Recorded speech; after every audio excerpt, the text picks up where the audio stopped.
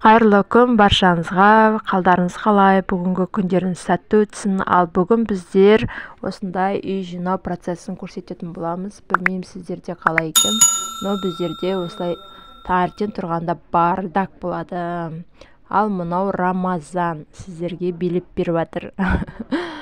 Естіп танытпай камераны қосып қойсам, ол рақаттан билеп жүр. Сосын кел мұнда кел тыржалына жүрмей деп қасыма шақырып алып, оны киіндіріп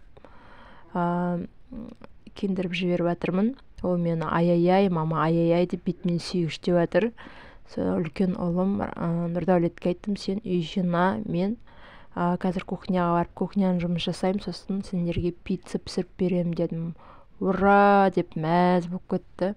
Содан анам кімге, Рамазанға айттым, ана мысығыңды апар сыртқа деп, үйге түсіп қоймасын деп. Ана мысықты ұстап алып жібермейді, балам деген үйді жинап жатыр. Содан мен ана гүлдердің бәрін ары қарай шығардым, себебі мына мысық деген қоймайды, гүлдің ішін қазып отырып деген.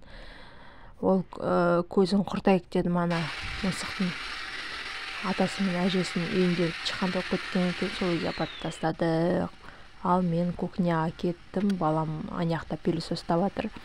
Кухняға барып, осылай азелит деген бар ғой, сол азелитті шашып тастаймын 1-2 минутке.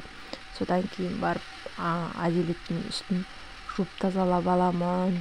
Азелитті шашқаннан кейін 5-10 минут қоя тұрыңыздар. Өздеріңіз ары қарай шығып кетпесеңіздер, азелит деген білесіздер, өте қауіпті нәрсе. Ол қатты иісі деген мұрын жарады.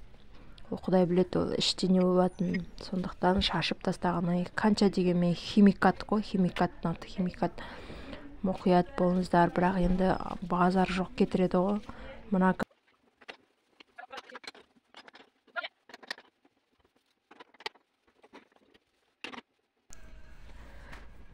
сосын деген балдарыма осылай пицца пісіріп бердім. Үй жағдайында бар қамырмен, бар затпен кетчуп жақтым да, үстіне жаңағы колбасамды, помидорым сочный болсын деп помидор салдым.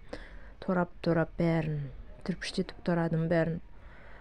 Удобно болсын деп, баяғы жеуге де удобно болсын деп помидорым аз болып кетіп, тағы помидор салдым үстіне.